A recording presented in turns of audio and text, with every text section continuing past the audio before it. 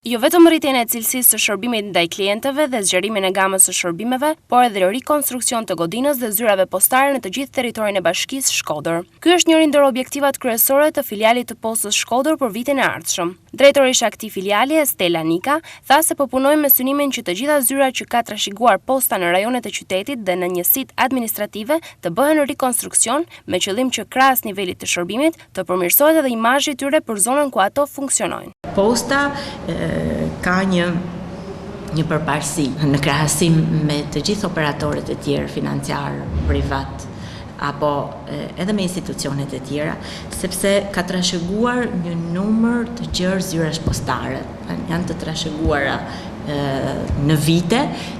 Ne thjesht po mundohemi të krijojmë hapësirat, të krijojmë bazën logjistike në mënyrë që çdo shërbim të kryhet në kohë reale, online, gjithashtu të përmirësojmë edhe imazhin e këtyre zyrave postare.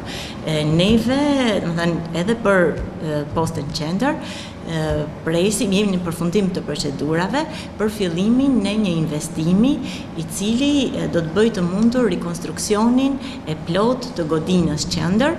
Pastaj, brenda mundësive do të bëjmë një rikonstruksion edhe të zyrave postare. Filiali i Postës Shkodër faktikisht e shtrin shërbimin në të gjithë territorin e bashkisë, por rritja e nivelit të këtij shërbimi dhe afrimi sa më pranë qytetarëve është përparësi themelore.